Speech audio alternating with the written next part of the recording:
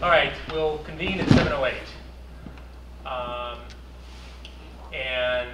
The purpose for the meeting is to talk about, I don't know the best way to describe it, a possible adjunct to the Main Street project that we've been talking about for the last several years, and some proposals for other matters that might affect the way Main Street looks. So why don't we start out with a quick, Karen, maybe you give it where we are on the Main Street project generally in terms of a timeline, just 4 or 5 minutes, just so we understand where we are with that. So at this point with the project, all the appraisals are done. They've been submitted to Mass DOT. The review appraisals are done. It's all done to Mass DOT. They're fine with everything. We're trying to finalize work with the historic on that railing around the common. And once we do that, we'll have our NEPA approval. Once we have NEPA, then we can send letters to all the residents and let them know what their assessment is, and then they have a window to give us a call to talk about it, or just to accept it or reject it and give us a call. So that's where we stand. They're still looking at bidding in December, bidding the project, so Mass DOT needs all the easements and everything recorded for the whole project prior to bidding. And then once that's done, construction should start next spring. So we're thinking, April beginning. All right, and then is there a sense, I mean, when we looked at the project, it was from west to east. And I seem to remember discussion that maybe the work on the project might go east to west. It really is up to the contractor, so they'll have to submit a schedule to Mass DOT about what they're doing. And one thing that Brian and I had talked about with the project is that, well, we're going to have to minimize how much they keep open at any one time, like on the sidewalks, especially in front of Morris's.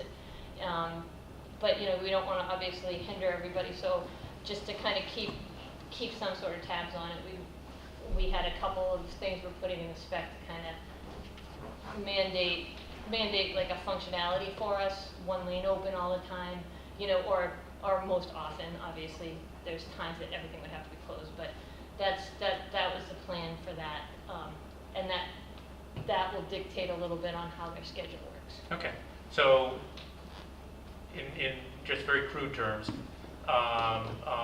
final back and forth with the state, and then easements in the fall. Yep. Project bids sometime in late fall, early winter, hopefully by December. So December is the date they'll put it out to bid.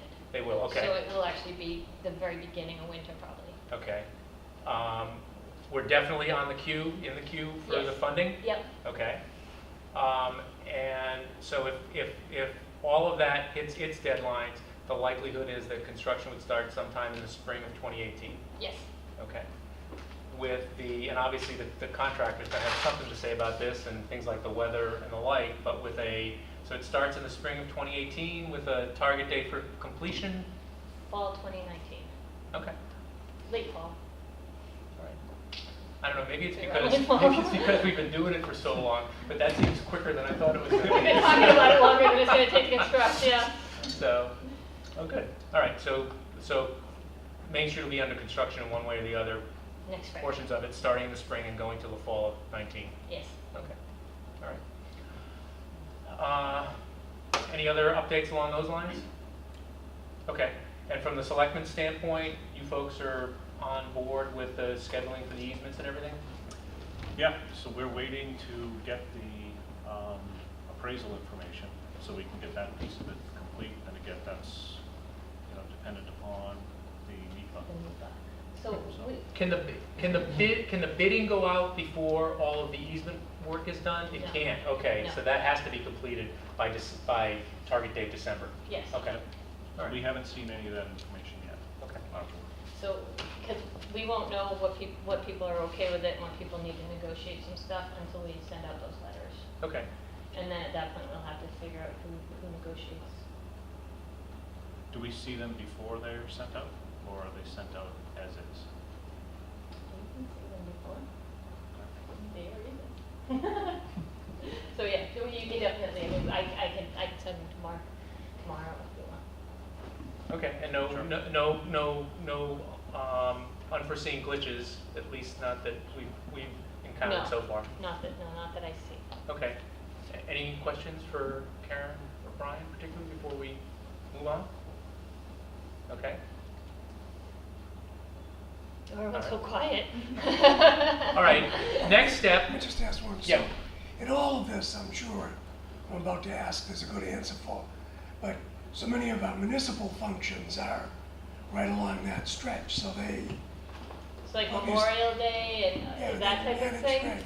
It would, well, not just that, but our buildings are oh, library and police, fire, so town hall. we're gonna have to come up with a plan for a way to keep everybody informed on really what's happening. So probably on the website, if there's anything that is gonna be shut, that we know enough ahead of time that we can post it out. But then we'll just send an email blast to the departments that are on it, to just let them know. So like if there might be a time where the fire and police might actually need to kind of stage down at DPW for, you know, a day or two. I mean, I don't see that Do being they have to just, get a back way out of there? I just don't think they would have to, because I don't see that they wouldn't be able to get out 99% of the time. When they're brand new fresh asphalt, I tend to be protective of it. That's the only time I'd be like, wait, just come out first, but, you know, and then pave it to just let them stay out. But other than that, I think. And in the specifications, any town functions that are going on, any parades or anything like that, we can put that into the bid documents as well, so that the contractor who eventually gets the job is gonna be aware of, okay, on this certain date, he has to worry about making sure that the road is clear or something is done, so they'll be made aware of, I mean, I can get a list of Yeah. whatever major events you're gonna have, because like I said, we usually list all the typical holidays, like Christmas and 4th of July, but if you have like Memorial Day parade on Monday, or you have something else going on during the weekend, or it's a 3-day bazaar or something, we'll make sure to put those in so that he's also aware of those holidays, and he'll have to work with the town and Mass DOT to determine whether or not, you know, he has to get all his equipment off the road that day, he has to, you know, we'll make sure that he's aware of that and has to act accordingly to make sure it doesn't interrupt. So I won't be standing at the Memorial Day Monument by myself next year. With a backhoe and you, just saying.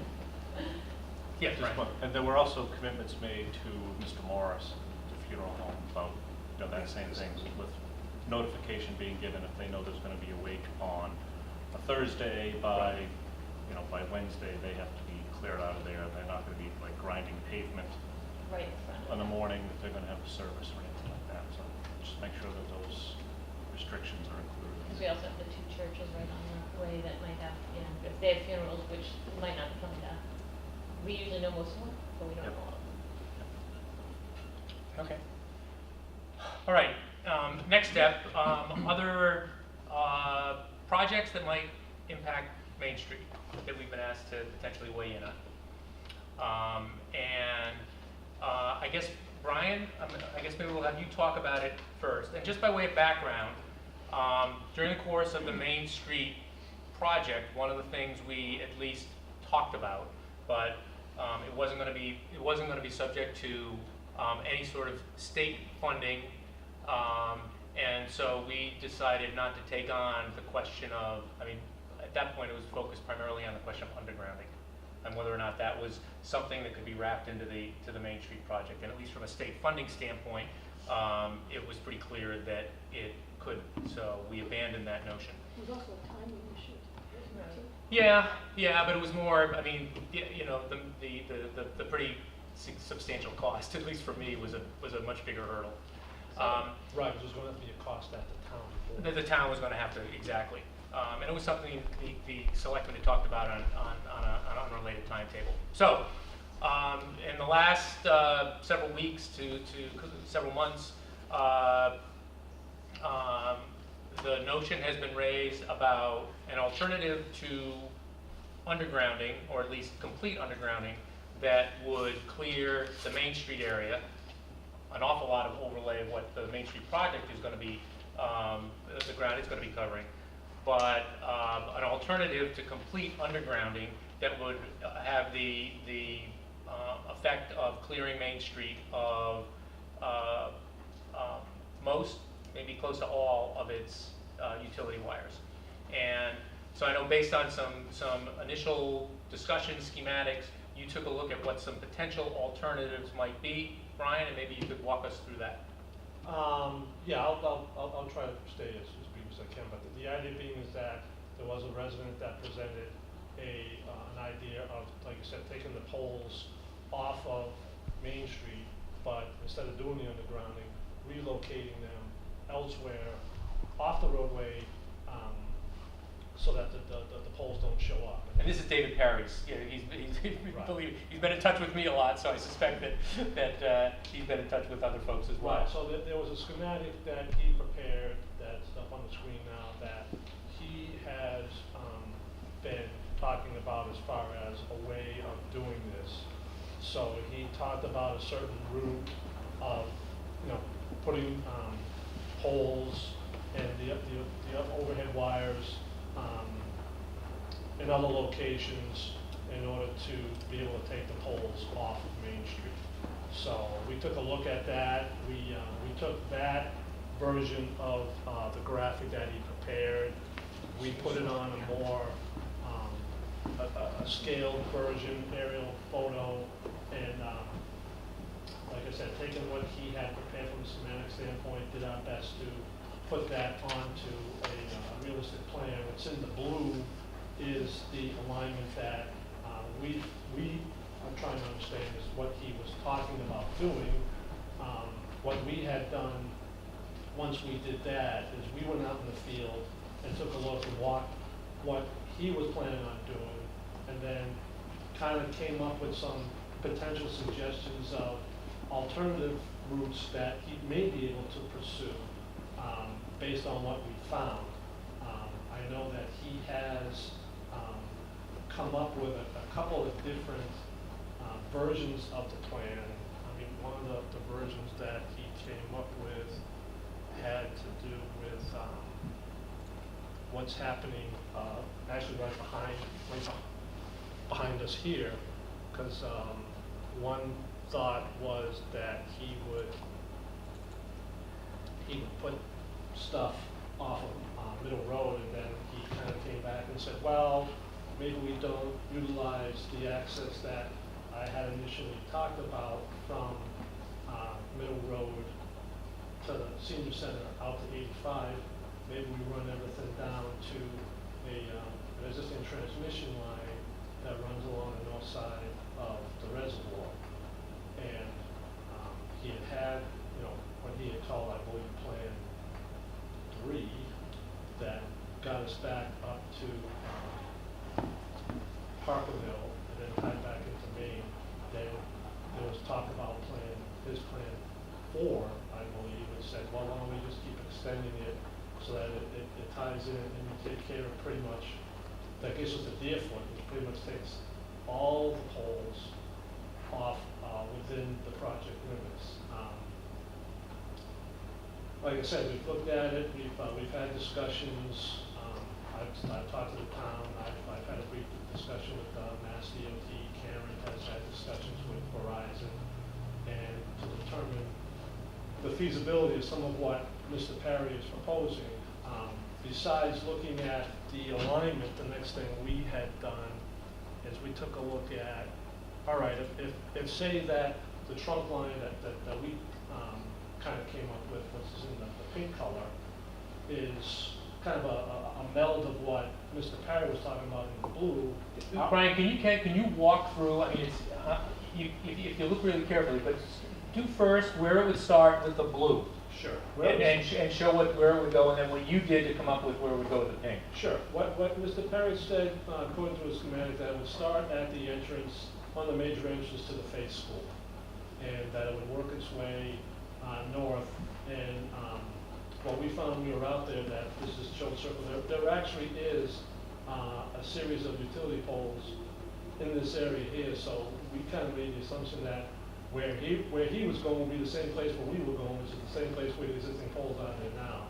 So he'd run along that same run, he'd work his way east, then north between the two tennis courts that are run by the same Faith School, get to St. Mark's Drive, I believe. the Burnett Cemetery was here. His schematic had it going underground in front of Burnett School, Burnett Cemetery, so that there wouldn't be any wires showing as you were looking at the cemetery.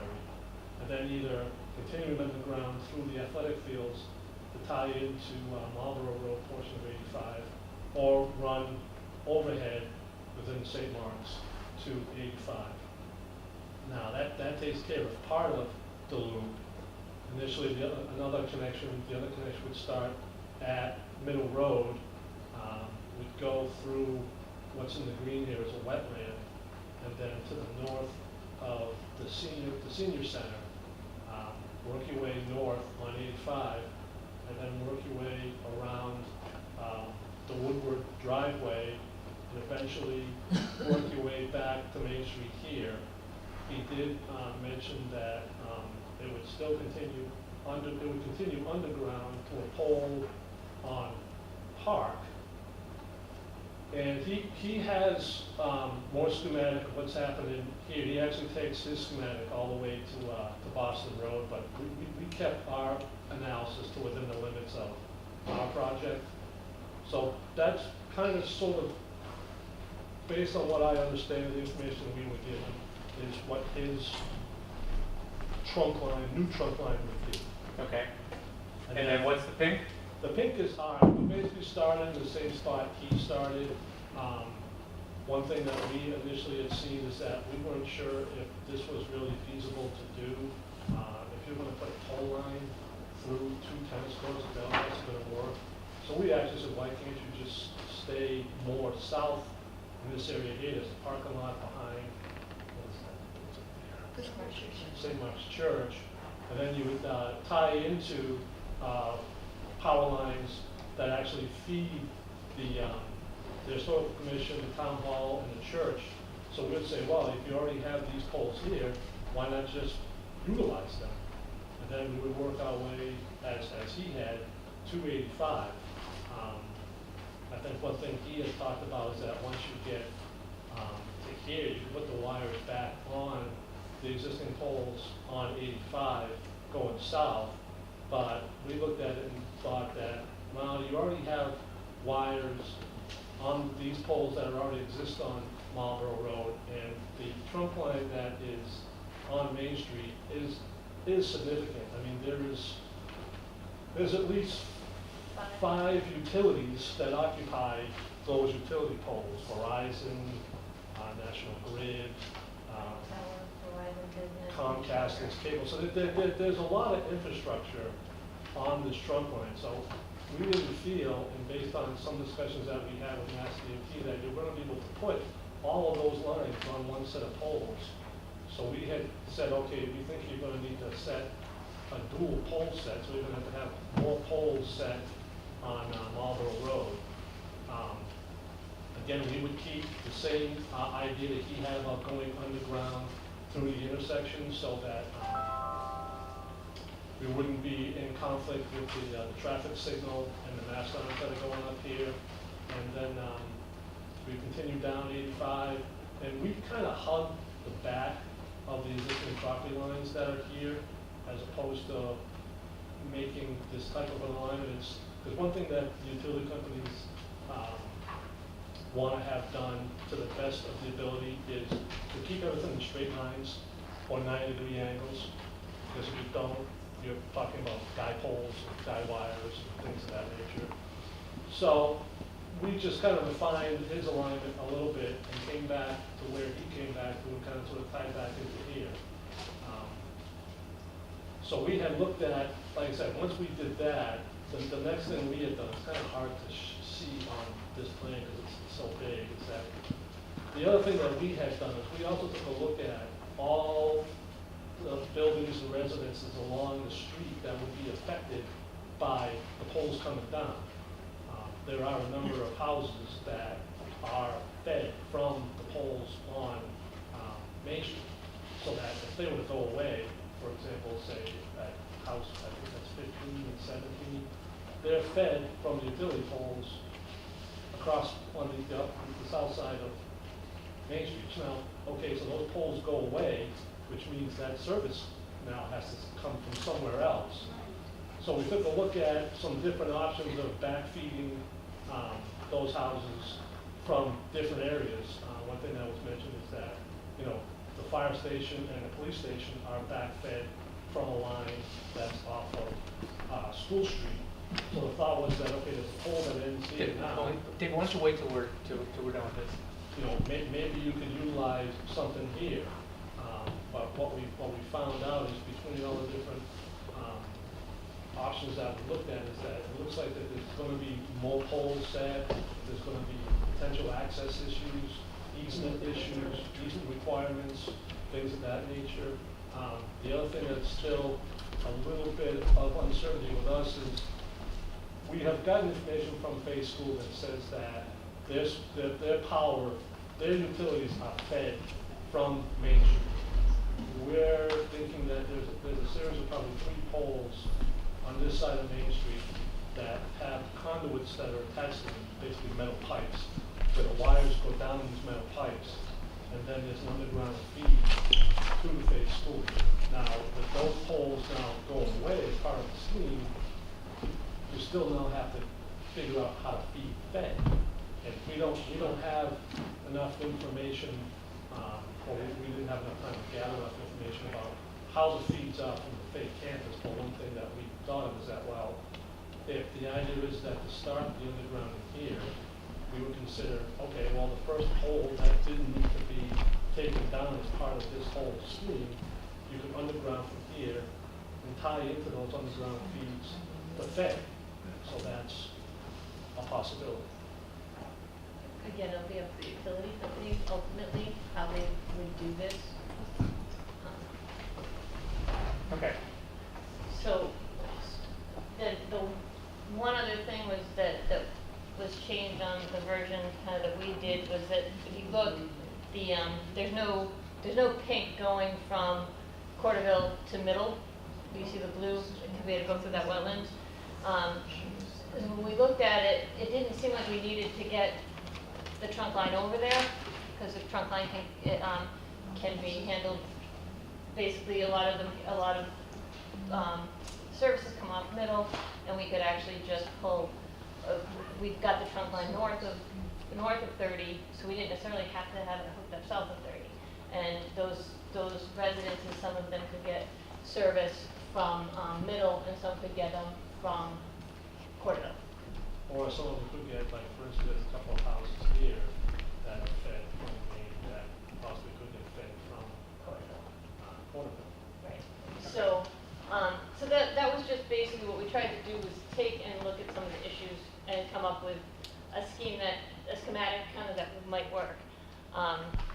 Part of the idea was that if anybody wants to move forward with this, you could give the schematic to, something that was scaled out to the utility companies for them to come up with their final design.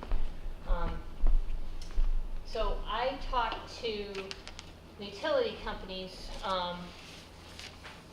trying to get an idea on the timeline. I sent this out to the selectmen, to you guys, but I did it today because I only finished it today. I've been doing some other stuff. But I do have copies if anybody wants copies of these things. Sorry. Do you guys? So it's basically an emailed conversation I had, not a conversation, but it's a list of 9 questions I had with to Verizon. Verizon sent me back responses. Their right-of-way person sent me back responses. Then I had second questions, and then I finally did get it, talk to them on the phone.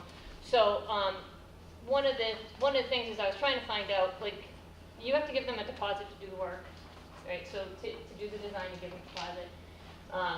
So I was trying to figure out for this length and scope of work, what kind of deposit do we need? Originally, he said it's probably around $5,000, and then for the deposit for them to look at it. And then the issue was that he called when he talked to me the next time, or he talked to me. He said it's probably actually a little more, but I don't think we're talking $100,000 or anything. It's just for them to look at it and give us a better price. They need $5,000. And that then, is that all the affected utilities? So you're paying Verizon, and they're supposed to coordinate it with everybody. But so they're the only ones originally who are gonna get paid to kind of take the schematic in. Okay. So does the electric company have the ability to say to Verizon, well, we need money for us to look at this as well? Yeah, there's probably a good chance that every utility is going to require some bit of money to do some bit of design, some more than others. But they'll be able to piggyback on a main one, presumably. So, as you kind of Maybe go not. through it, I don't know. it's an interesting, the utility companies have kind of gotten split a little bit because of the fact that, well, it's money. And so what happens is that if Verizon doesn't have anybody on this stretch of 85 and then they don't go over the causeway, say, they're not going to set the poles here. So only National Grid will be setting the poles, and National Grid will do the design for this section of the pole section. Now, each individual company who's on it, who might serve here, also then has to do their own design. But we can flow it all through, I think, Verizon. Okay. So there were some questions that I didn't ask because you think of them after, but you harass the guy enough that you stop. Let me stop and just because these are questions that get a little bit afield of what the plan would look like. Uh-huh. So Well, actually, tell me the truth. Are you looking at me? that is where my eyes were focusing. Well, I got my one-man show. Luckily, I have a guy living in my house who's very good at computers. Actually, I'm not, because John knows. And he is striving very hard to sort of pull together a slideshow. So I can't do it. And he's doing it. He promised to be back. So I would sort of prefer you sort of carry on, because otherwise I'm going to be winging it without any slides, which is the whole point. Well, I don't know what time he's going to be here, but you may end up at Yeah, I know. at that juncture pretty quickly. I understand. So, all right. So basically and again, the whole thing was we were just trying to figure out what are our stumbling blocks, what's our timeline, how does it fit in with the Main Street project.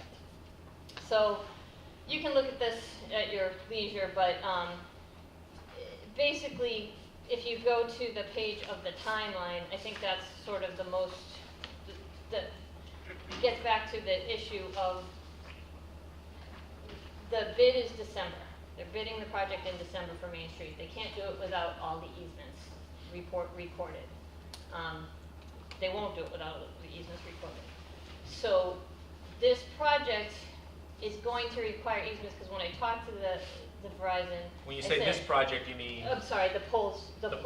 the pole project as opposed to the Main Street The project. tip project, Okay, yeah. okay. So the pole project will require easements regardless, because you're not running on a current right away. When I went back and forth with them, they're like, it's up to a year, so they'll come up with like a preliminary design. They give it to their right-of-way people. The right-of-way people look at it. They talk to other departments. It all comes back. No, this isn't going to work. And they go back and forth. And they said the whole process, and then they'll talk to people about easements, is going to take over a year for them to figure that out. So I used a year on the timeline. At that point, then they'll be able to say, okay, this is actually, now we know where we're going. Now we can do a final design. The problem you have is that they can only go 150 feet really between poles. So even a service, if a service is more than 150 feet, like so the nearest pole is 150 feet, more than 150 feet from your house, they've got to put an intermediate pole in. So they need an easement for the pole. Even though they don't need an aerial easement for anyone's wires, your service to go to your house, they don't have an easement for that. The assumption is you need them, they're going to come. However, if they're going to put a pole there, then they have to get an easement. So those have to be, all the easements, the full design of every service has to be all finished up. All the easements have to be obtained and recorded for them to do their work also. And the problem is that there's no way that work will be done by December. So By this December project 2017. of this year, right? Okay. So if people are interested in the project and the project wants to go forward, the pole project, it just can't run as part of the Main Street project. The tip project, the DOT actually had talked to Brian a little bit about this, because he did talk about if we do a pole project like this, and they said that, all those easements have to be recorded, and the poles need to be, it's not the same as having them 2 feet off of where they're going, now that they're going so far.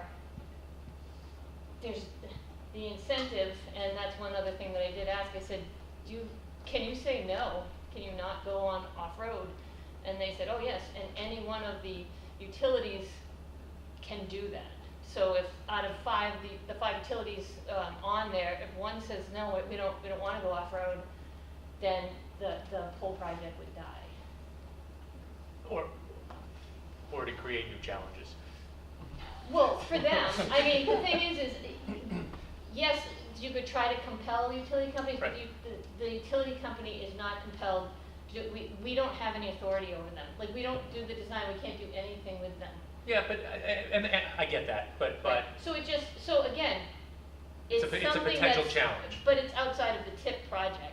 And it's not really a town project, it becomes a utility project. But what- It's not a and DPW. correct me if I'm wrong, Brian, because I asked you this question earlier. Looking at either the blue schematic, which David, I think you were here soon enough to realize that the blue schematic that was up there, why don't we put that there?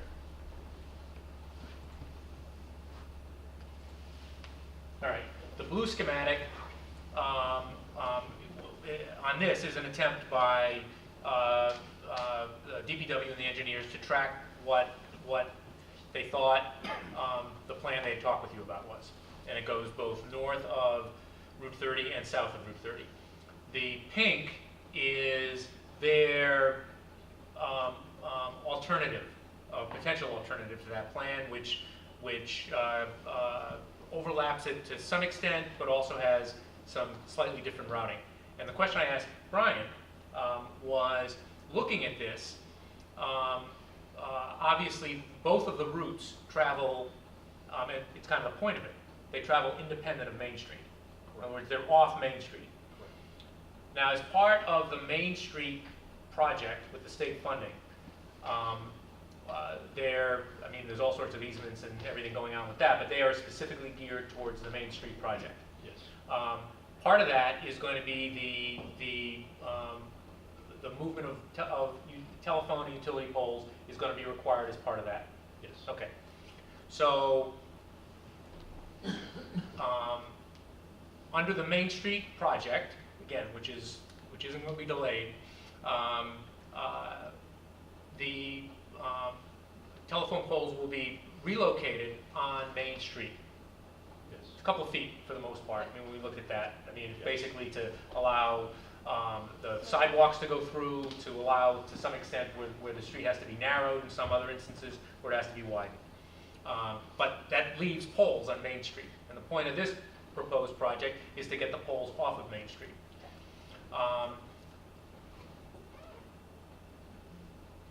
That, which would involve taking poles down from Main Street, except for some minor instances, whether it's in blue or pink, for the most part, you're not talking about construction on Main Street.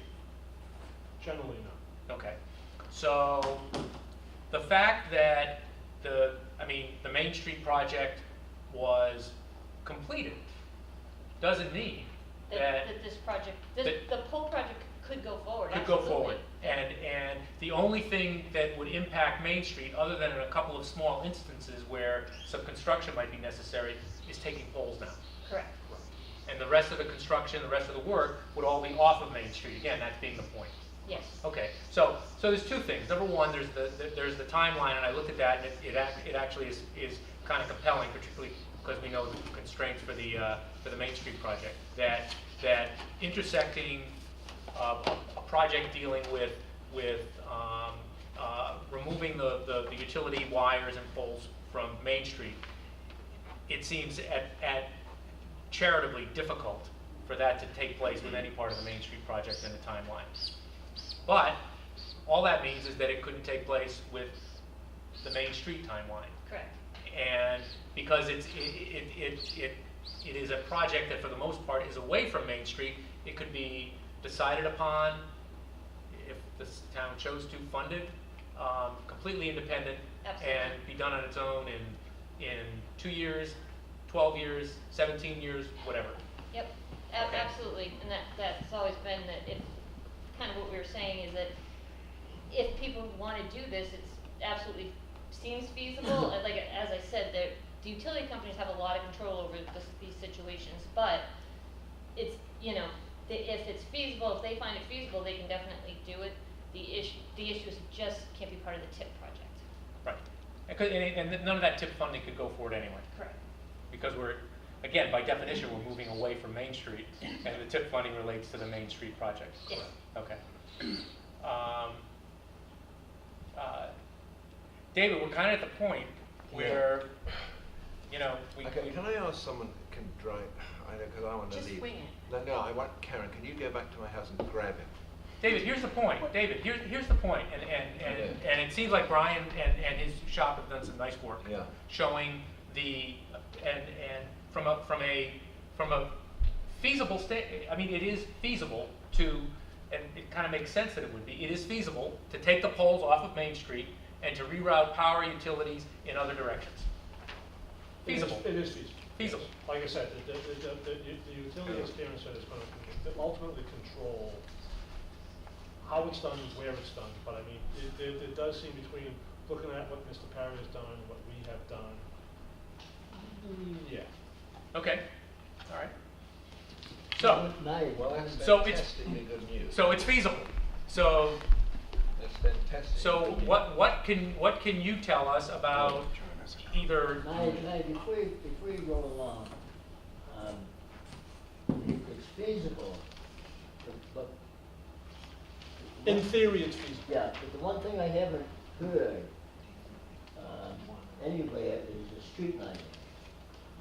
Right. That is one of. Handle that, Thank that you. is- Right, that is one of the issues of many that we've already talked about, that we've listed here, about right-of-way easements, access,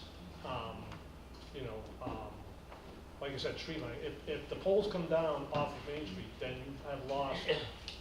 Power on Main Street. You've lost any lighting on Main Street. Right. So I know you're not taking comments yet, but I live on Main Street. I like having light. I like having a pole with a flag in front of my house.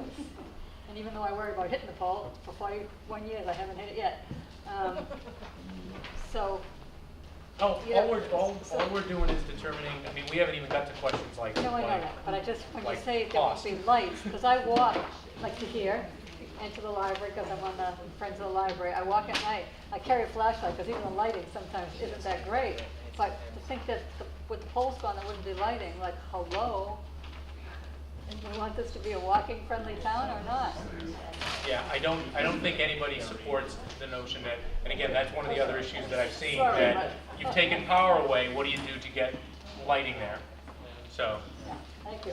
Right, so Brian raises a good point, is that No. if it was determined that this was gonna go forward, that you were gonna have to, if you were gonna take down the poles, but you were gonna need to provide lighting, street lighting, then I'll kind of take back a little bit what I said about the Main Street project. Then you'd have to put in street lights, which would mean that you would have to So rip those are up, poles. rip up some of the poles. Either that, you have to trench you have to trench the conduit either in the roadway or in the sidewalk. You have to install foundations for the lights, so you'd be, drilling holes or ripping up some of the sidewalks. So, yeah, I take that back. It's a good point. Okay. The idea was that the poles come down, there's no lights, there's no lighting. You have to put, the idea was that one can't. the power has to come from somewhere, Right. yeah. Thank you. Quick question on that, could that be done in anticipation of needing the power? Check the 90, for that under the. In other words, could you put it in, even though you don't have poles there now? Could you put it in anticipation of possibly needing those? Yes, I thought we could. Well, Putting aside questions of cost, I'm just talking about. It's not part of the Main Street. As part of the Main Street project, could you put, As part of the Main Street project, I think we said this before, is that one thing that the utility, that Mass DOT would pay for is for the infrastructure. So like foundations for light poles and conduits for the wiring for the light poles, Mass DOT would pay for. So it's the matter of, if you're putting in the fancy streetlights and the wiring, that's on them. Then you're paying for it. But I'm just thinking, in other words, so you wouldn't have to, in other words, if you, and I'm not saying this and asking the questions in a way that I support or don't support or otherwise. I'm just trying to find out from a feasibility standpoint. if you thought that sometime down the line, whether it's 2 years, 5 years, 15 years, that you might want to put, pull the power source off of Main Street, but still have the ability to do lighting on Main Street, could you lay the Yes. foundation, wrong word maybe, but could you put the wiring in now in anticipation Not of the that? wiring, but the conduit.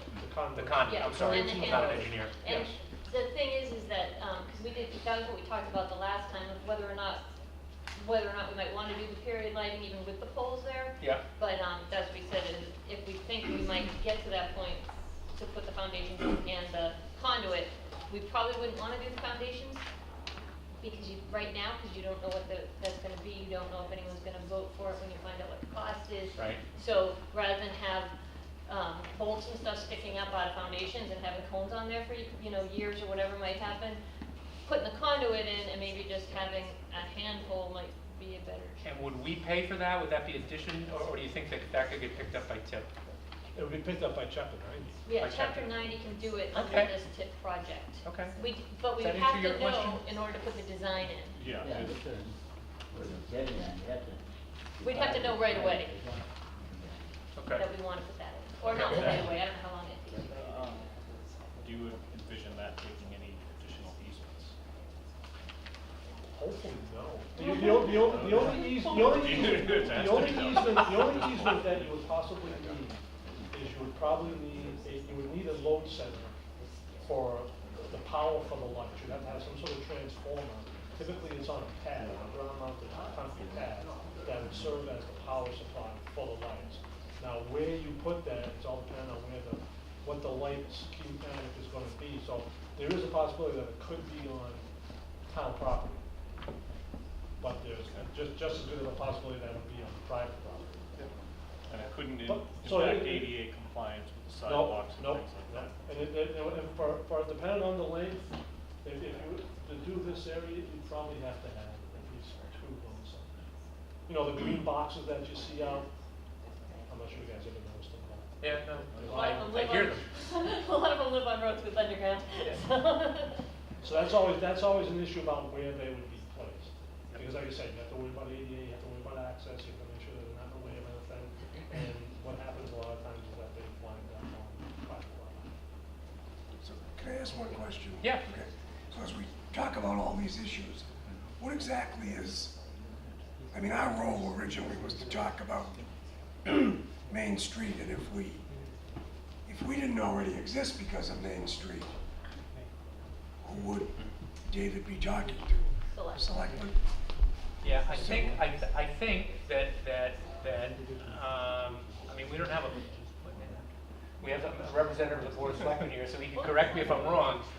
But I think our role is, if we choose to accept it, is as a sounding board for whether or not we think there's some merit to the idea, whether or not it should be considered, if it's going to be considered, what steps the town might think about taking to bring it to fruition. And I guess, and in some respects, it seems like the first question seems relatively straightforward, although this is just my opinion now, and you folks may disagree. But obviously, we've got the Main Street project, that's why I had Karen give the update to start off with. And whether or not, first of all, whether or not there could be some overlap with the Main Street project, and secondly, whether or not there needed to be. And it seems like we got that question answered again, from a common sense standpoint, since we're talking about moving stuff away from Main Street, it kind of makes sense that it can be done independent of the Main Street project. So I think we're just a sounding board. And to the extent you want a recommendation, maybe we reach a recommendation. I mean, if I characterize it accurately? Yeah, and I think what you had said earlier, just with my Main Street, design working group hat on now. I think maintaining the schedule for this project is paramount for this group. I would say we cannot jeopardize the funding of the state, number one. Number two, from what has been presented, from a timing perspective, this cannot be incorporated into Main Street. So from that perspective, it's really out of this group's hands as to, you can offer an opinion Right. and all that, but with respect to Main Street itself, I would not want to do anything to jeopardize the schedule and jeopardize the funding. And That's not gonna happen. right, and this, you know, it's based on the schedule and all the work that's required to advance this to, you know, to a final design. That time frame does not overlap with and coincide with the schedule required for the Main Street project. Okay. All right, well, Could I ask a question? yeah, I was gonna say, why don't we based on what folks have heard, and David's still getting geared up, does anybody have any questions, first of all, for anybody up here who's talked already? Yeah. My name's Cindy Foster. I live at 3 Aspenwood. I also work for the DPW, so full disclosure.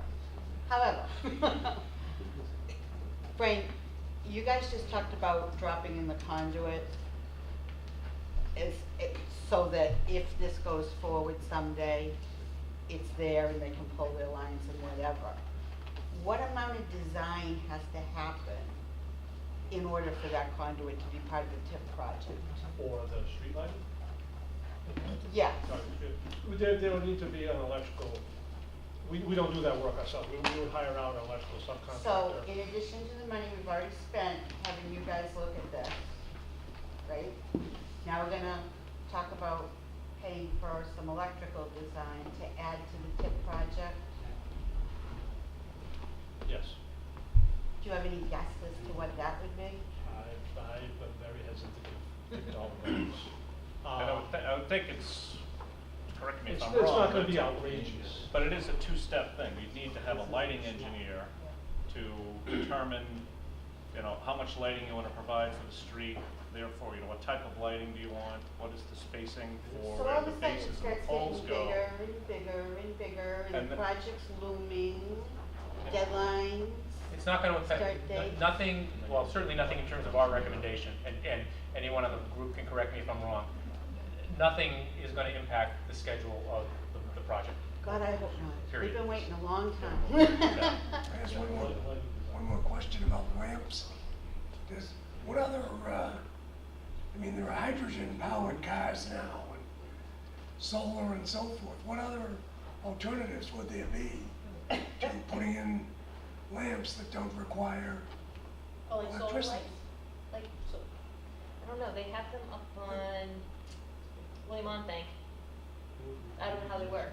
I've never been up Okay, there. I'm just, I hear about all these other things and wonder. That, The one thing that I know that our office works with doing crosswalks, and you have, you push a button and you go across the crosswalks, that some of them are powered by solar, is that if there's any kind of tree canopy anywhere near that solar panel, it's gonna affect the effectiveness of that system, only because you're not gonna get the sun for the optimal amount of time. So Okay. I think that there is maybe a little bit of canopy issue out on Main Street as far as, because I've never seen street lights that are powered solely by the sun. yeah, I don't know. I have, Louise Plow, 18 Main Street, I haven't seen them here, but I've seen them somewhere else in the parking lot. And the box for each light is a great big box Big as the attached light. to the pole. With the little things, you could do a quick, short thing, or you can light up a footpath or something. But the boxes on a pole with a light are just a, a really big box attached to each. All right, well, somebody else, was it you, sir? Yeah. It was Ray Hokinson, Main Street. If I hear the discussion about the light poles, I conclude that there's still a lot of work since those decisions weren't made. And I guess I'm asking, about light poles and trees and the aesthetics things, the rest of the plan. Is that been worked out?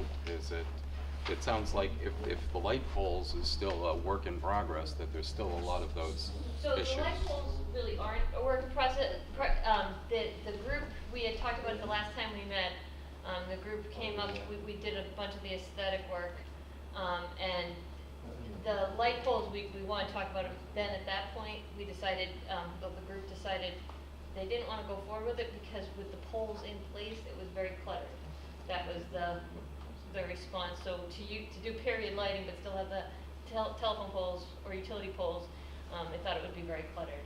So that was taken away. But the group had looked at landscaping, they looked at, Benches. benches. Bike racks, Yeah, but not, When you say the group, is it this the group, the Main Street group. Yeah. Yeah, yeah, it was our last meeting or the meeting before that. yeah. The one at the town hall. And that simply was a question of whether or not, I mean, we looked at schematics and photographs particularly from a number of different towns, and not surprisingly, the period lighting, is that what you call it, period poles? Yeah. They look terrific when there isn't another pole there. But if you have an existing telephone pole and then you have period lighting next to it, it just looks kind of odd. So, And just to clarify, while there isn't the separate light poles, period lighting, lights will go back onto the poles in where they are currently.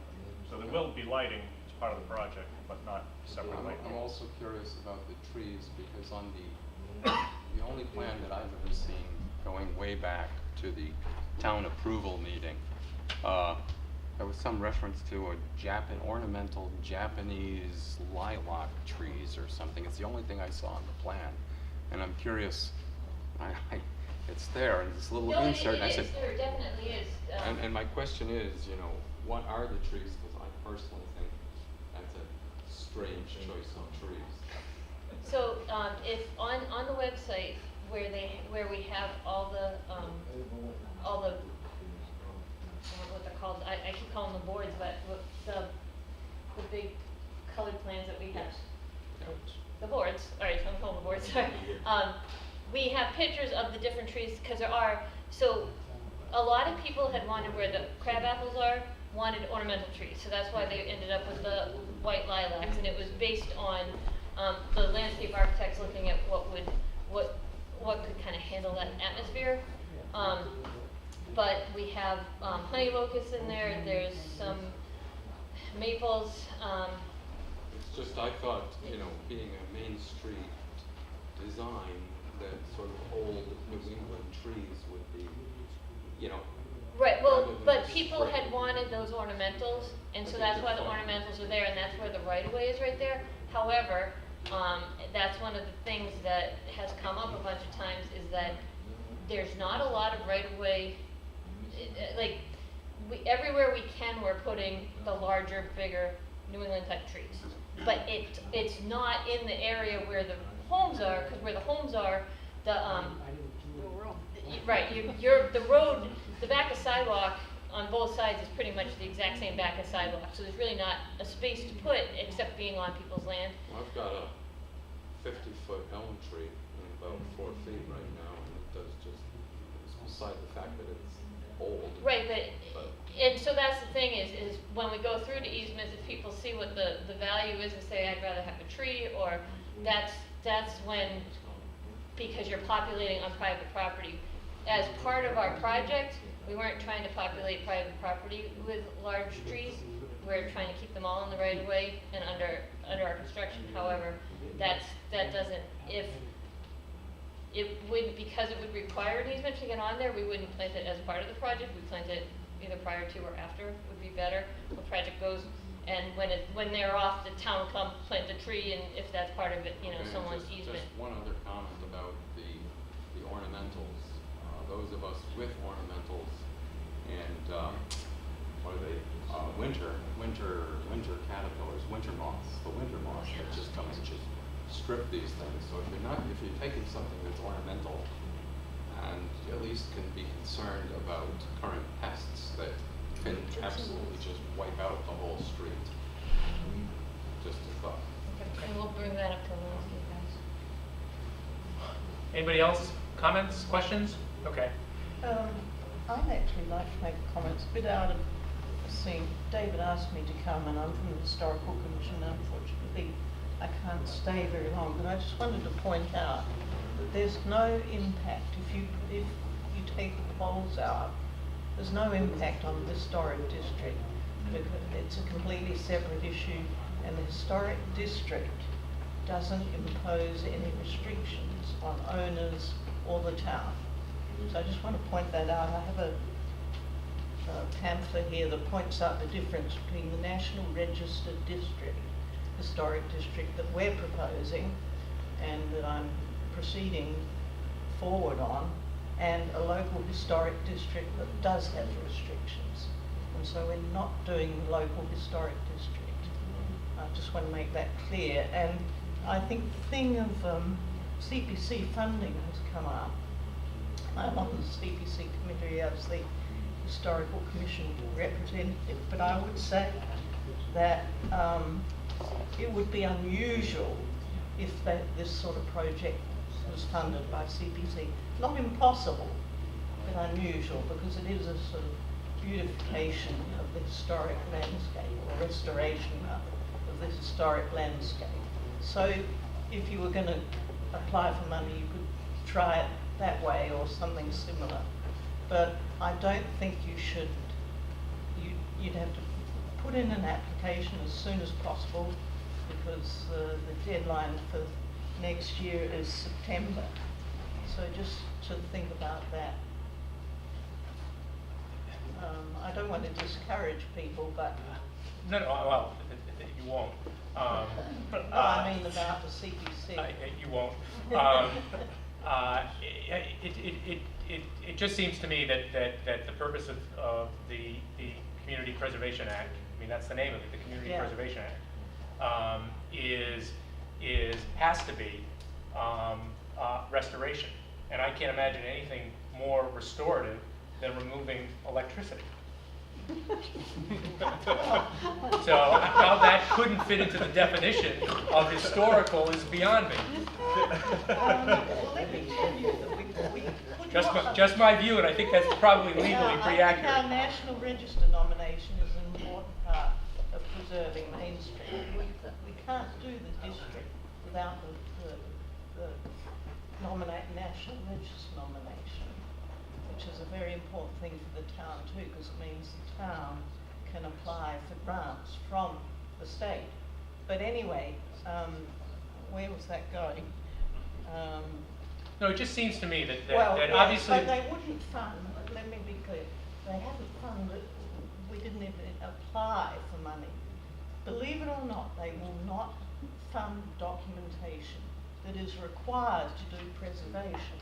So, I mean, I'm not saying that I think you're right, that they're not always as, I know one of the problems with Southborough, though, quite frankly, is that Southborough has a tendency to think small instead of thinking big, and it just strikes me this is a project that I mean, believe me, there are challenges.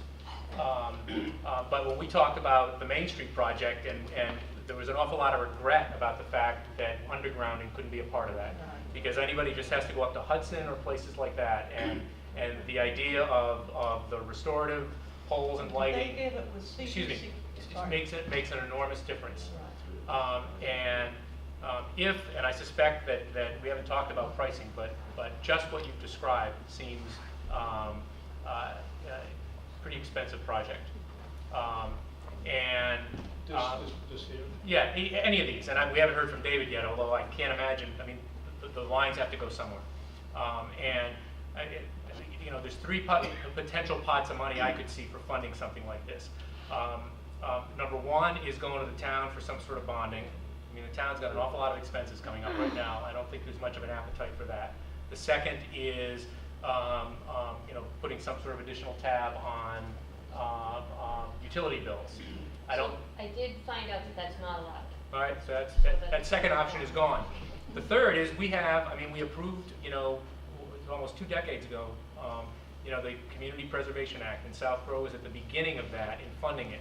And the idea that there's a potential pot of money that could return Southborough's Main Street to what it originally looked like, removing utility poles, that is a battle that strikes me. I'm not on the CPA, but I'm a resident of Southborough. That is if people otherwise are supportive of a project like this, that'd be a battle worth fighting, and not to look for obstacles not to do it, but to look for ways to do it. I'm sorry if I gave that impression. This really wasn't mine. I was just trying to be realistic about it, because we have had problems on the CPC with getting them to fund things that we think are preservation, and that for example, the town of Deerfield had done a huge amount of work on documentation so that they could start to preserve. You can't preserve if you don't have the information, i.e. the documentation. And CPA, would not fund that. It was a legal case, and so, you know, a lot of people ignore it. A lot of people you know, cowed is not the word, you know, discouraged from doing anything like it. And that's all I'm trying to say. I think it is, you do need to do definitely, especially if you've got other pots of money that will make CPC happy because they like that. Okay. But that's all I'm saying is that, you know, it is a possibility, but I would explore other things just in case. Okay. David? Yeah, okay, you're up. Oh, you're on, I'm up. Okay. Having this magical time with Scott Prairie here, who's living in my enormous house and helping enormously. And if I can just say, Dave, for a second, I mean, we've gone through this kind of as a broad brush, so I can keep in mind that there are other issues that we haven't brought up here, but we talk about the main ones. Understand. It is, like you said, challenging is another issue. Yes. Challenging is what? Is an understatement. And well, I want to start off by saying thank you. And Karen, I want to say thank you to you too. I mean, it's been a heck of an ordeal. You know, the golf course is hard enough, you know, but this has been even harder. Over the hours I put in on this, with a lot of other people here. Where does it go? I mean, he's there. Okay, thank heavens. I know everyone's busy. I just want to say thank you because it's going to take collaboration to pull this off. Because, you know, I just hope town is beginning to realize what a potential jewel we have here. You know, Janice Lindhoy calls a jewel in the rough is Southborough. In every blooming house, from right downtown, right up through Fay School, is potentially historic, except for 11 Main, and even that looked kind of charming. I mean, God, if we could just dress it up, we would have a shining jewel, not a jewel in the rough. I really sincerely mean that. It's just waiting to be done right. Now's our chance, because we don't just have a new street with more cars, we just have a beautiful town. We're going to be so proud of it. Now is the time. Okay, Karen, you figure it out how the timing works. It's fine with me. I mean, all I've been doing is trying to pursue how we can possibly do this. Because now is the time. And it's just, you know, why did we always overlook this, by the way? Well, because it was just clear to me we were fighting each other over the intersection, weren't we? And the, you know, Middle Road and Morris Funeral Home, and God, you know, and all this stuff. We just lost sight of the other creative issues, and also the Main Street. Your group, Marty, was hamstrung because, you know, you can't do that. You can't do that because the money is not for that, not for beautification. So we're messing around with individual trees and not looking at the big picture. The big picture is ready to beautify Southborough, not to deal with transportation. To make our town better and deal with transportation. But beauty first, I would say. Transportation second, because we just have a unique town. Two of the finest schools and are just rather amazing buildings. Excuse me. I'm confused. Yeah. I sort of thought that you guys had come to the conclusion that the pole project doesn't have any impact on the Main Street project? Well, we hope not. We hope it can be folded in. No, these guys just discussed. So what's your question to us? Why are we continuing to listen? Yes. I don't mean to be rude, but. Because that's what we do. Well, And we're going to report back on what we hear. okay then. I wasn't totally listening to what you guys are saying. Well, and that's part of the problem, I think. Well, the things are being said, yes, and okay. you But don't what is hear the- them, Whoa, and then whoa, everybody whoa. listens again. No. I don't understand. Okay. Okay. We're going to hear from Mr. Perry. Okay. Okay? And David, it's a good time to stop. Just get to the proposal. Okay, get to the proposal. You know, what I've been trying to do for years is to get us as focused on the most important thing of all, which is dressing up Main Street, the beauty of Main Street. Not getting hung up on curves and, you know, moving this thing 5 feet, 6 feet, and a couple of feet of asphalt at the intersection. But get down to, you know, urban design, civic design, beautifying this town. That's what matters, and here's our golden opportunity. Now, so how do we get rid of, and is there anyone who has any doubt, we will throw these slides, the poles are ugly. They are going to look ugly in this slideshow, I guarantee you, because they are ugly. Now, I don't have slides because, you know, Scott and I are just alone, aren't I? I'm individual. And, you know, I can't even, I have to pay for all these darn copies. So I work from east to west. And unfortunately, we don't have the slides at the beginning. I started actually from east to west, rather than west to east. I started down here. Now, you know, Brian, you had my start originally was the south side of me, wasn't it, over here? But I ran into some problems because my effort has been trying to get agreements on the easements before I put a plan in place. Because I don't want to have a political minefield by saying, oh, okay, this is all well and lovely, but you know, he says no. And then we go to town meeting, he says no. Then we have a fight over easements and takings. Big problem. Okay, so the point is to come up with a plan where the easements are already agreed to. That we have tonight. You know, someone's going to speak to it. So I couldn't get it to work over here, there, at Lamey, but I could get it to work down here at Falcone. Because Falcone owns Falcone Oil and the building next door. So we have the ability to service across the railroad there, through a route somewhere down there, there's lots of land he owns, to service the back of these buildings on the south. That's a local service, okay, from the back. But the main trunk route is switched from the south. By the way, why am I using this golf stick? Because the last time I was told you can't use a red pointer, you know, because you can't see it on TV. So I'm using a golf stick with a bloody great big black head. John, right? You're a golfer, you know all about that. Anyway, so here we are. Here's the Newton Street, Newton, Boston, by the way. Here's Maine, I should do this. Maine, here's 85. Here's school, that is Squama. There's Park, there's Boston, Newton. The main trunk comes down from Marlborough, doesn't it? Am I right?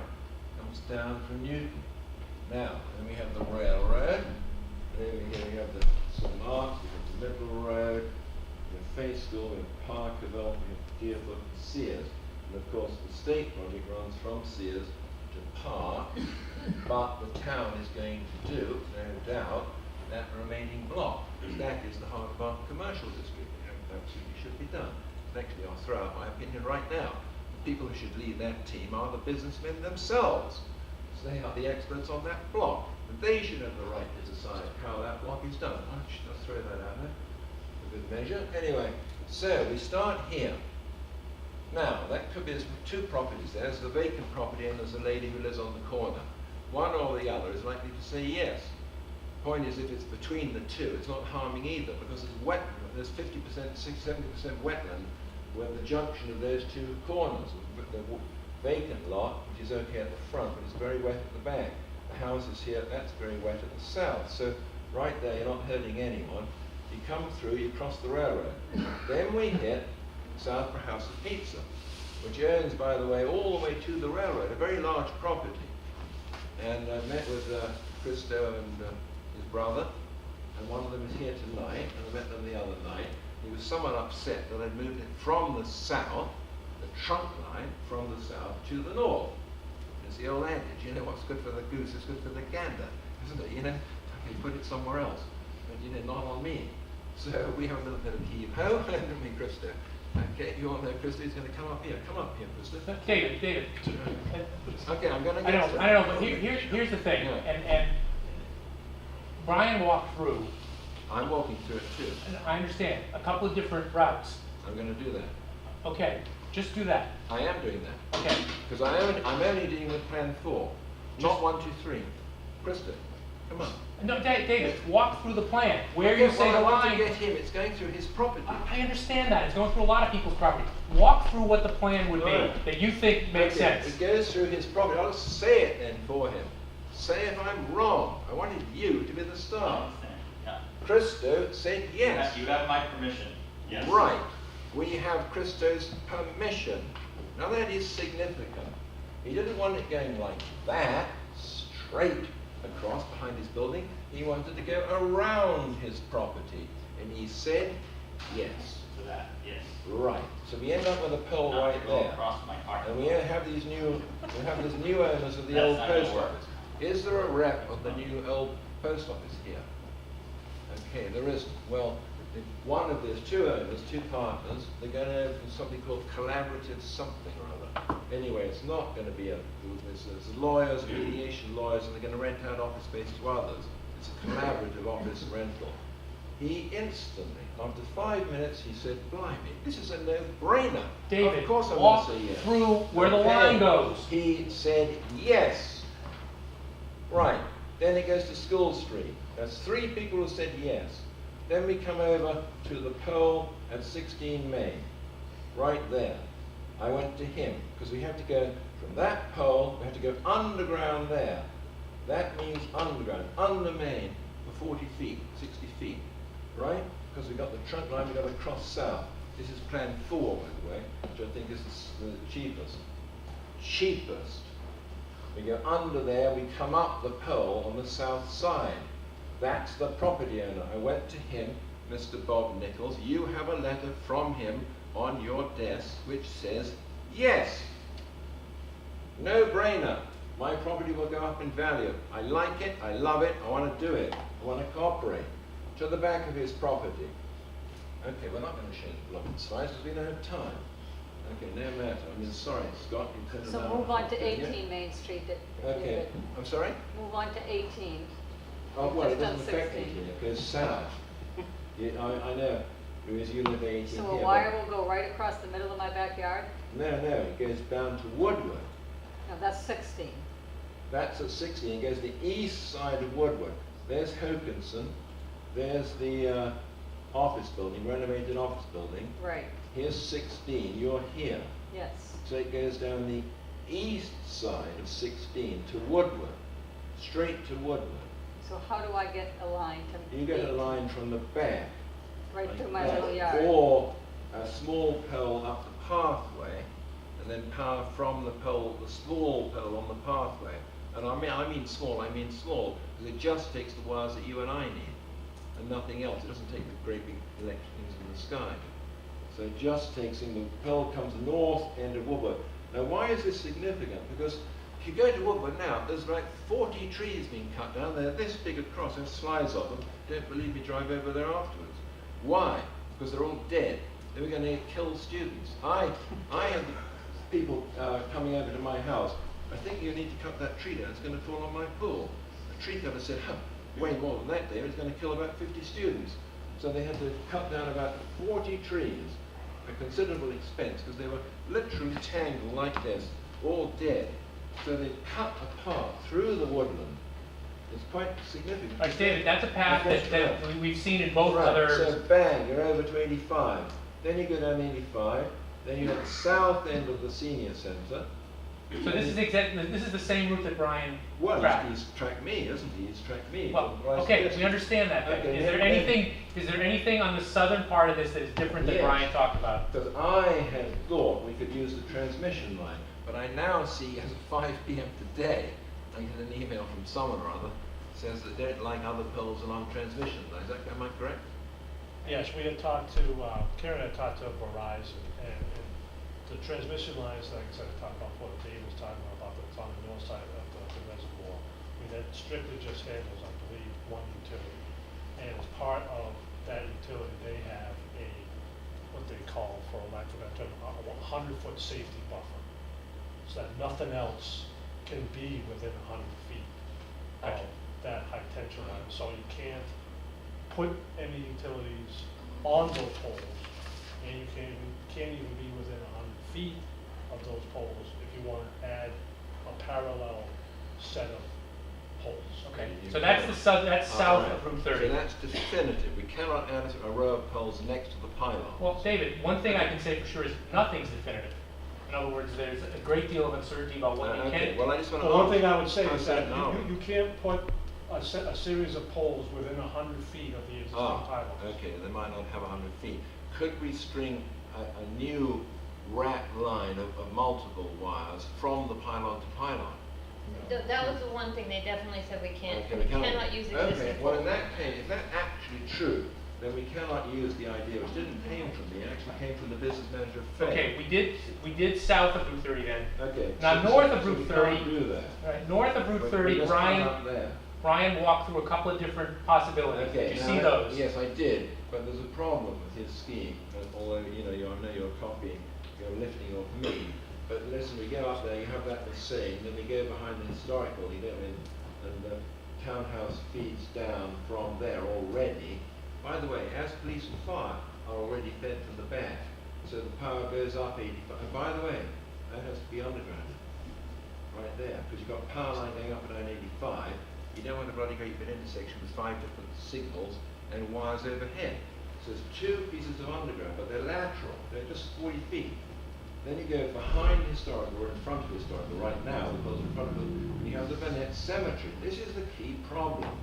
I went to the priest here, the pastor, and I talked about Burnett Cemetery. He says, there's no way, David, you're ever going to cross Burnett Cemetery, obviously, and you're not even going to go in front of it, because then you're between the church and Burnett Cemetery. So the pink line, Brian, is just not viable. It's just not going to fly.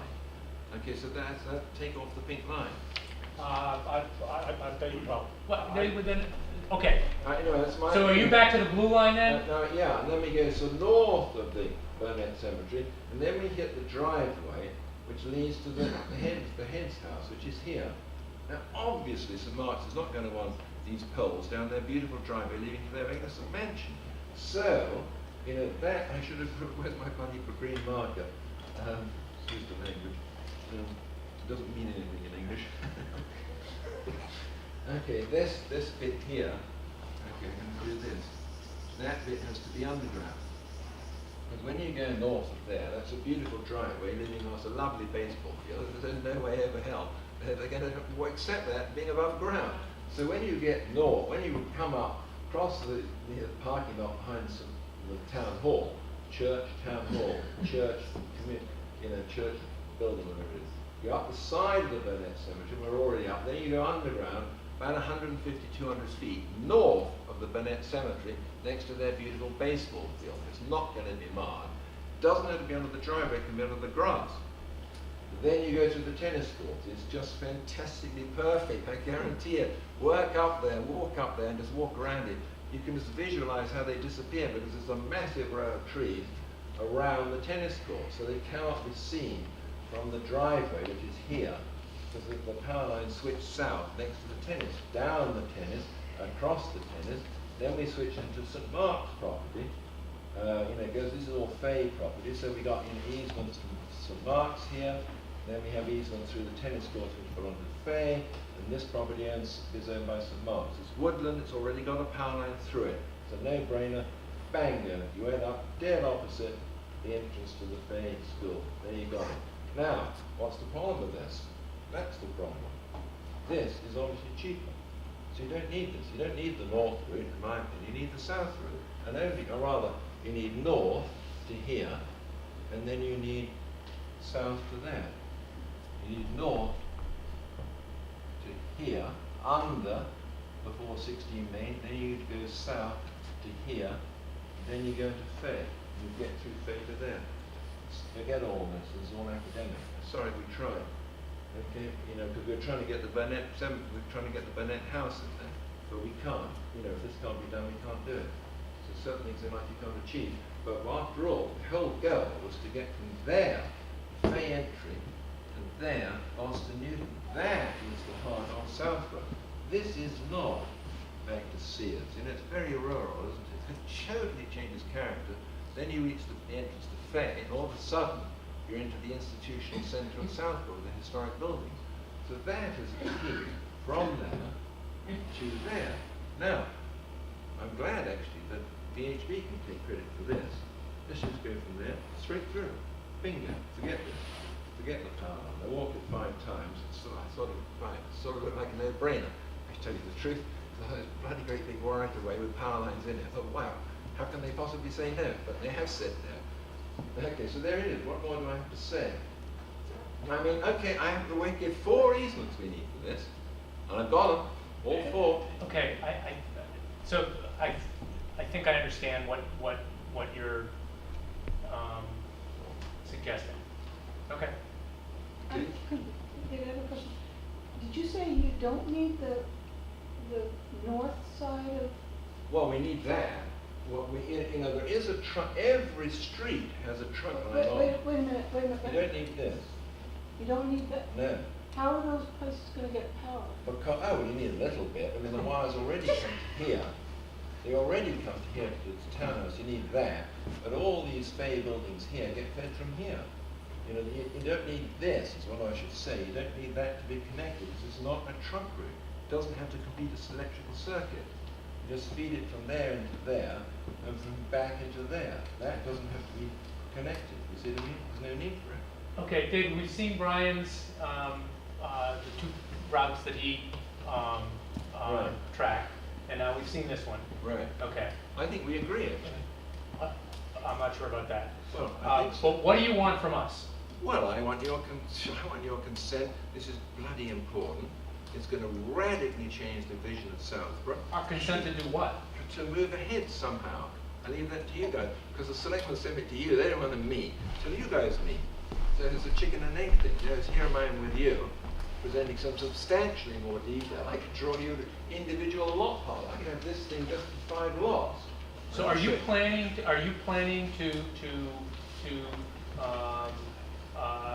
try to get a certain amount of signatures for a, I mean, this would require funding that is independent of the Main Street project. There's no question about that. Right. Well, we need 60 grand, don't we? Well, we don't have to. No, that 60 grand It's for the design. keeps coming where'd up, that come it's from? not a valid number, so the thing I just wrote recently, and I just had gone over earlier, was that they want to deposit somewhere in the 5 grand range in order to come up with a preliminary design cost. And they're gonna go back and forth, and it's gonna take them about a year with all the easements and everything that they're gonna need to get, and then they'll give us Right. like a final price. Okay, but you said they're going to need 60 to do No, I this. said they're gonna need design money, I don't know how much it's gonna be. Why did you say 55? Well, it's not I what, know.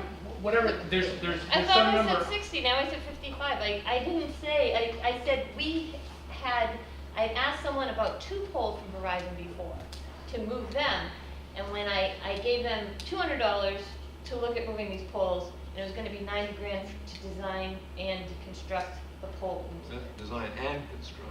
Right, for the Okay, 2 but- poles. all of But you the lot- number doesn't matter. So Because Okay. the number 60's not- doesn't matter. But The you number- asked me what I wanted to do. what- I want to move ahead, and to move ahead we need design money to give to National Grid. So what is your plan to get design money? Well, there's lots of pots, aren't there? We can have a special town meeting. I could very easily get 150 signatures.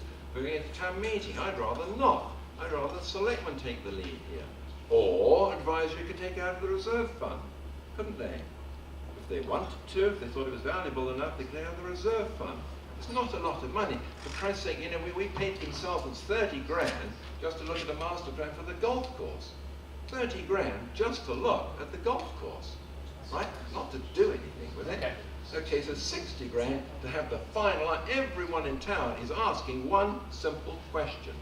What is it going to cost? And the only way you can answer that is by paying National Grid to do the design.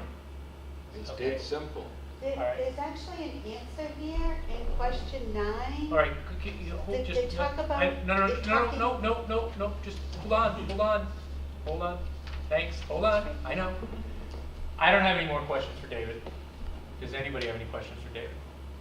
Now, by the way, I just want to add. No, one David, thing. hold on a second. Okay, all right, any more questions? Okay. Any questions? I have, well, I have one specifically about what you're designing. Okay, good, go ahead, let's do it. As part, I believe, as your plan for, you had trunk line going south of the senior center. Yeah, I did, but then we No, thought, no, no, well, no, that's no, stupid. South of the senior center, just There's going the senior west. center. Going west, I Yeah, can yeah, right there. yeah. Now, where your handle and your putter is now? Yeah. Where does it go from there? It goes, I walked there yesterday, so I've got the slides. Okay, when you walk, you say, well, there's a lot of wetland there, isn't there? Okay, but you showed it, Brian, too, didn't you? How are you going to do it? Okay, you showed it. That's not the question, I'm asking you the question. Okay, How all right. how will you do it? 'Cause I don't know Okay, how to do it. okay, I'm doing it. Karen, Okay, I'm doing it like this. I walk down there. I walk through the senior center. I wish I could show slides of it. I see, okay, I'm hitting the maintenance yard of the cemetery. I'm not hitting the cemetery. I'm hitting the maintenance yard. Then, if it's due west, I hit wetlands, a sea of wetland, but it narrows down to a very narrow stream. It's literally as wide as this. Right, understood. No, Brian, hold on, no, hold on, no. Then I cross over the stream and I hit woodland, dry woodland. So I don't care whether you hit the transmission Brian. line, you just cut over there, Brian. sling it there. You see? You don't have to go now. Now you're saying there's no point in hitting the transmission line, so let's take it straight. By the way, just as answer this, Faith School owns 2 houses at least down Woodland. You know what he said to me? He said, David, choose one. That's literal, because they like it. So choose one, choose a house. No, if I could just. No, Brian, No, please. Brian, you're not a member of the committee. Stop. All set? Yeah. Okay. Any other questions? Okay. I guess I didn't hear an answer of what's expected of us tonight. I didn't hear an answer to that. Well, what does the selectman want you to do tonight? Yeah, we got one here.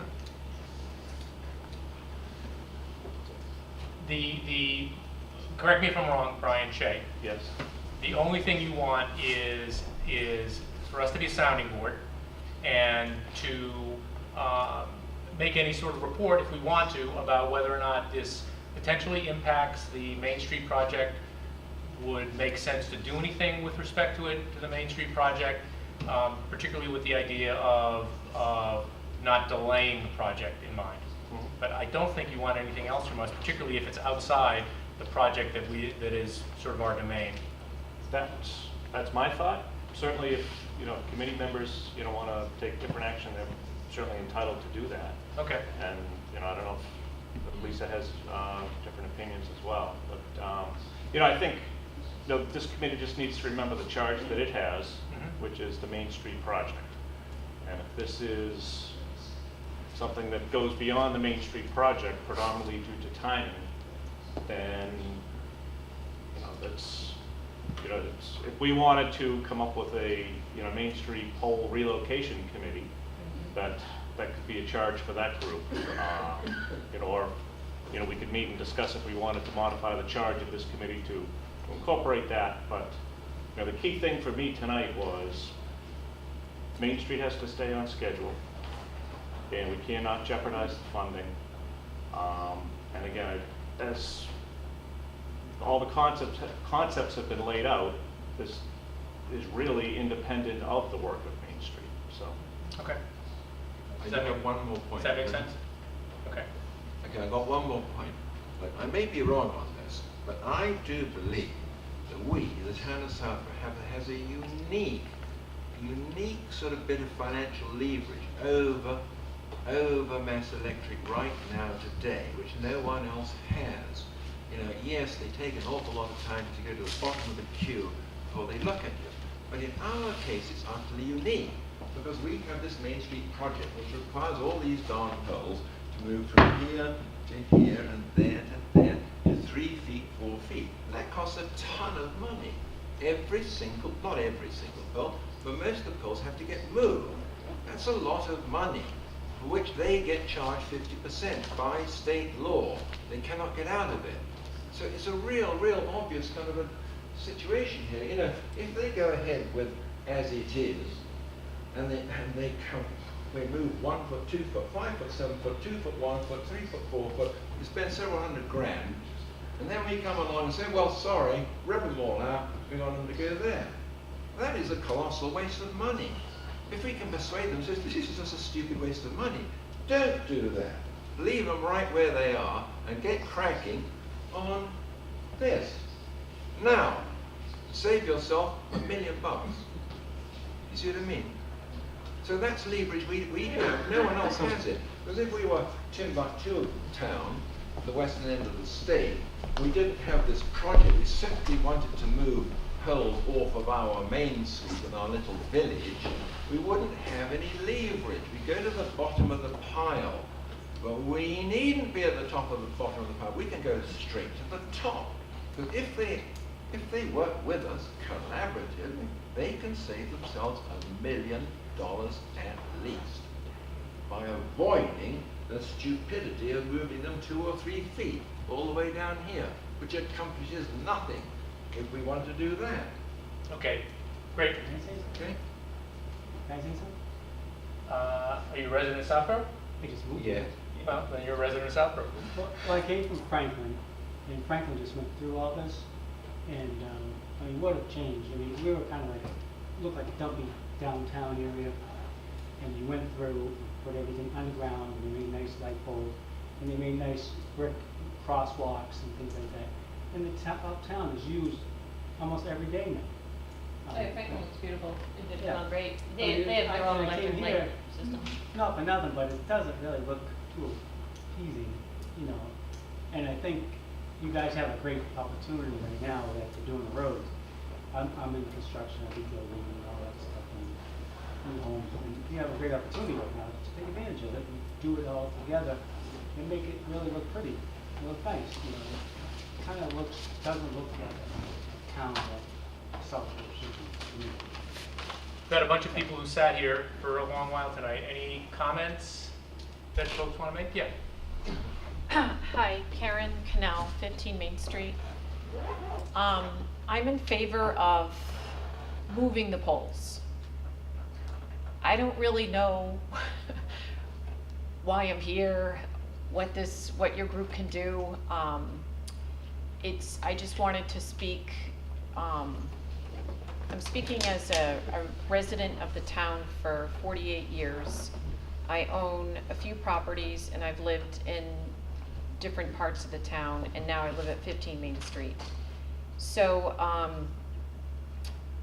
I'm in favor of moving the poles, and living across the street from David Perry, I've certainly heard a lot about the ways that we can do it. So I have the disadvantage of not being as engaged as all of you in Southborough and what goes on in Southborough for various reasons. And I think that I'm a very typical resident of Southborough in that regard. So I can't speak for people like myself that only drop in here and there when something is literally in my front yard. But if the Main Street Working Group has any say in influencing or offering an opinion that could not hinder the Main Street project, because it's very important and everybody echoes how important and crucial it is that go forward. I just also, another resident used the word opportunity. I do see this as an opportunity. How we do that as a community, how we move the poles, I don't know.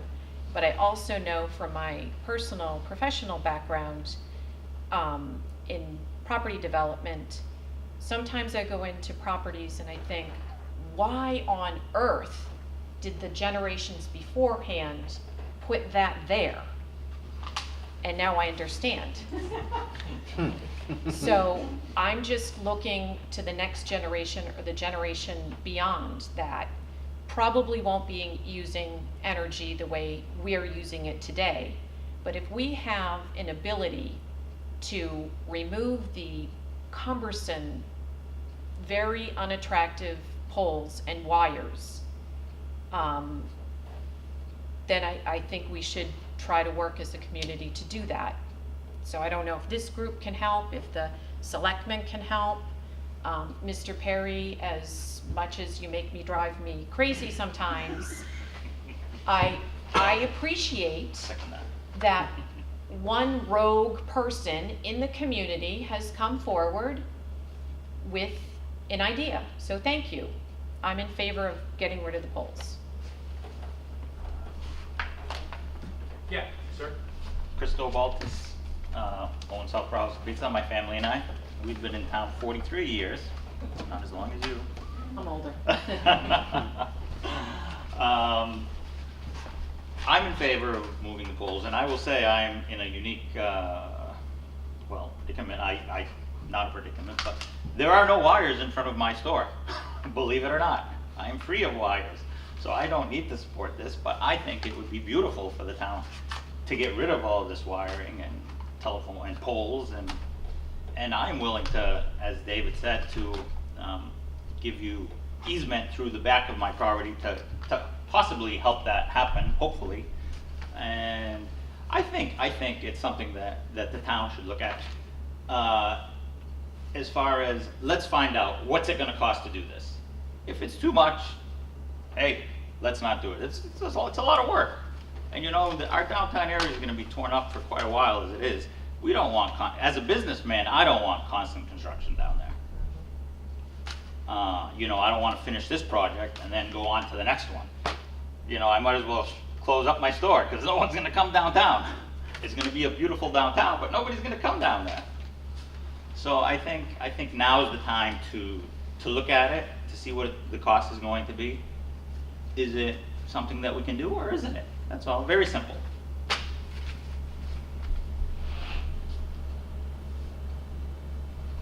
You haven't spoken yet. I'll get to you in a second. Yeah, Go ahead. I'll be last. Okay, go ahead. Okay, I just want to let this group know and the selectmen know that, to me, the Main Street is a fairly small space when you compare it with a lot of other towns. There's not a lot of space to be developed and all that. Yes, it would look awesome to get rid of the poles. It would look great downtown. But it's a very limited amount of residents or businesses that are affected. I'm looking at, ultimately, the cost of this project, if it ever came to fruition, would be in the millions. Southborough, it's like, we go off and do these things that are really, really great. They sound great, and we have conservation restrictions and this and that. And we tie up tons and tons of money when our roads need paving, the departments that have to run the town, the public safety, DPW, police, fire, are doing without equipment. There's never money for that stuff, but there's always money for the pretty and the nice, and at some point it's really going to catch up with the town, and I just really would like these groups to be aware that there's a lot of us who've lived in town their whole lives that just see the nice things happening, but our infrastructure seems to be, I'm really concerned, is crumbling. So that's my point. Okay.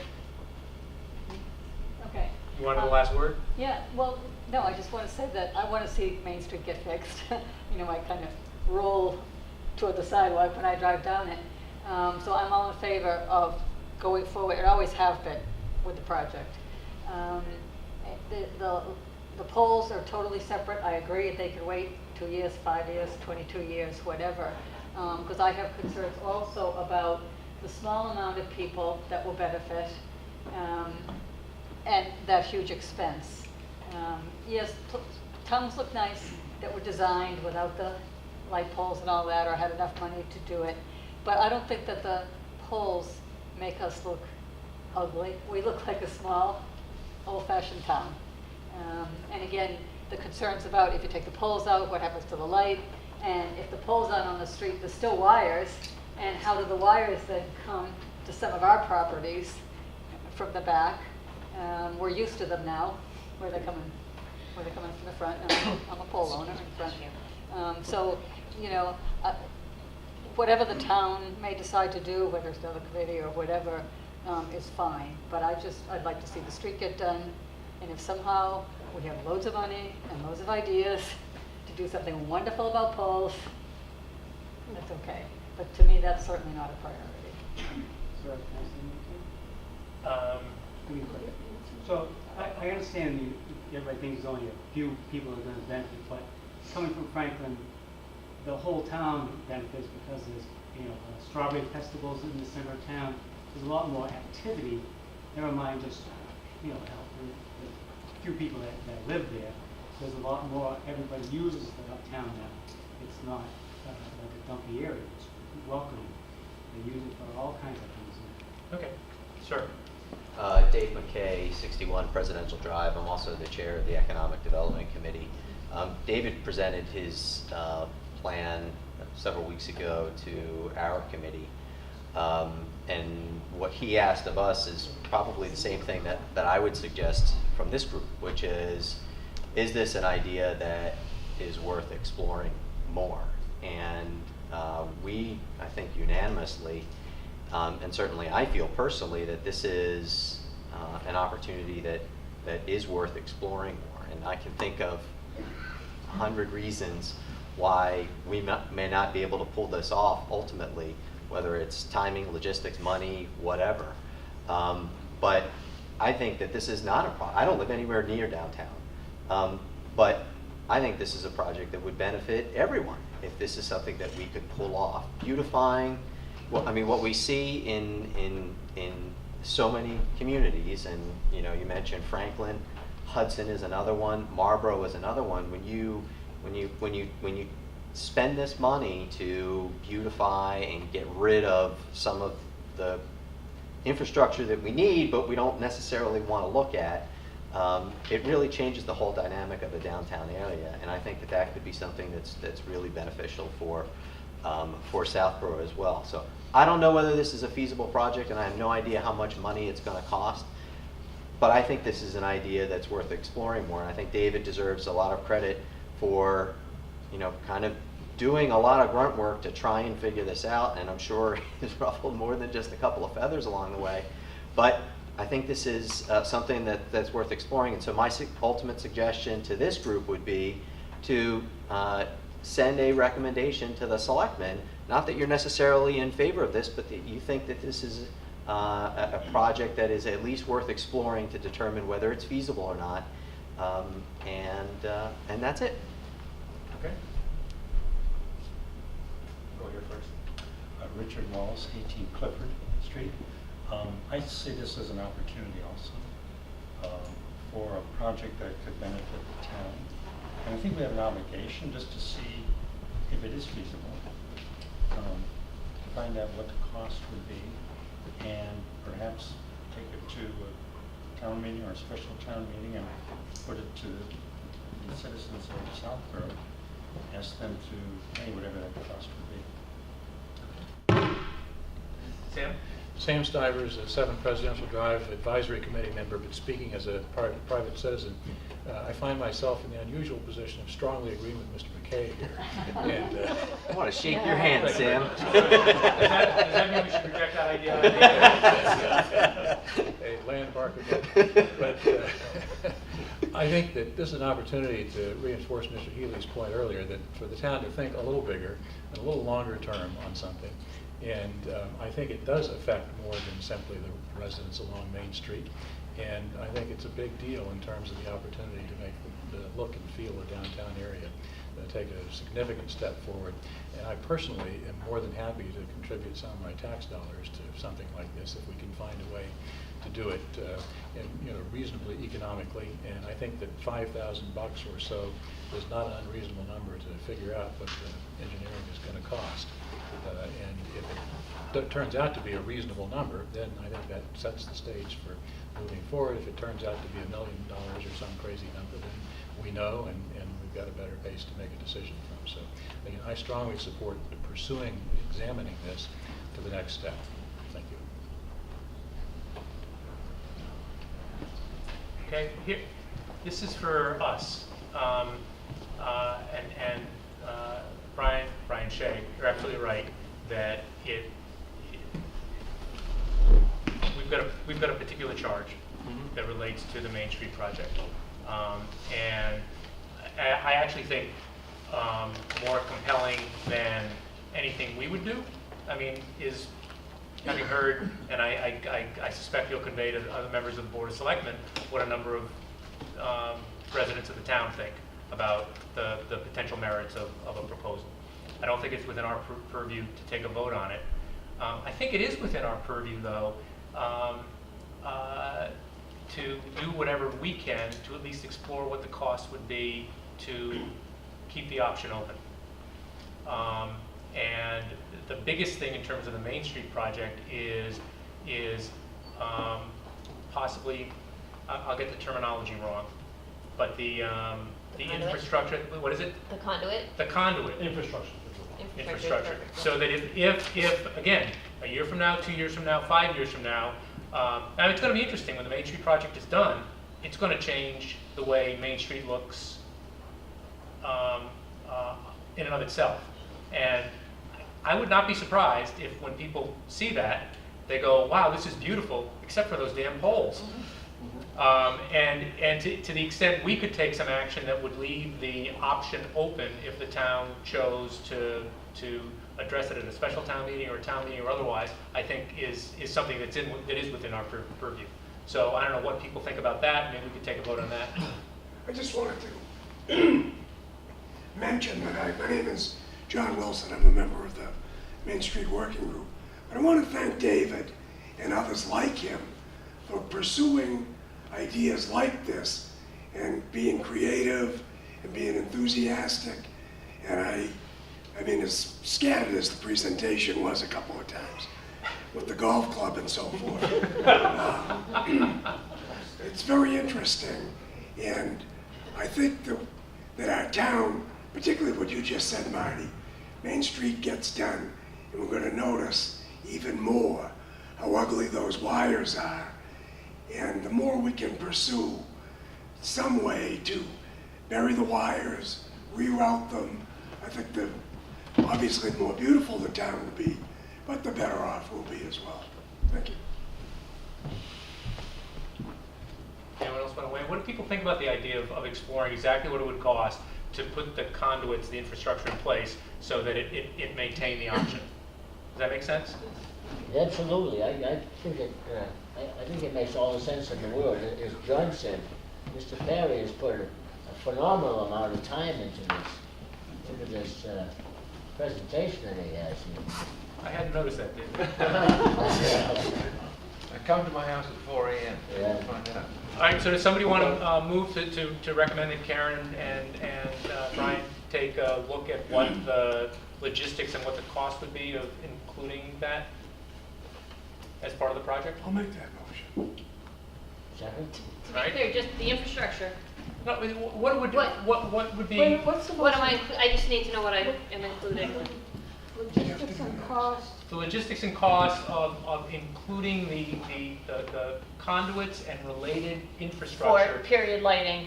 that would maintain the option for doing it Okay. in the future. And Fred, can I add this, Marty? Including the conduit under at 16 Main and under at 85. That's No, we're talking about different, 'cause conduit that's for the light. different. Designed for that. Pipes. No, What's the word? The problem is, David, is the conduit, the design for an underground conduit, and this is in our feasibility study that we did for undergrounding before, it has to be designed specifically by the utility companies to be for the specific utilities that are in there, and there's a lot more to it, so they can't do that, but we can do the undergrounding, not undergrounding, we can do underground conduits so that you could put period lighting in, so that at least that piece would be done and you wouldn't have to dig up the road for that. But what will you do when you dig up the road then opposite 16 Main and 85? They're gonna have to repave that section of Oh, road. Christ, that's a waste of money, isn't it? It is, but unfortunately, there's no way for us to know what to design there. You can't figure it out, Brian. That's not what I do, David. Okay. Okay, So so, the motion. I'm not a utility engineer. I know, but all right, do we understand the motion? The motion is to have Karen and Brian look at the logistics and costs of including conduit and related infrastructure to allow for the possibility of future period lighting. Right, and report back to us on it. All in favor? All right. okay, thank you, Fred. All right, anything else we need to talk about tonight? Gonna be done before 9? Gonna make me very happy. I thought we'd be doing 11. All right, motion to adjourn? Seconded? All in favor? Great, thank you. David, thank you very much. Thank you.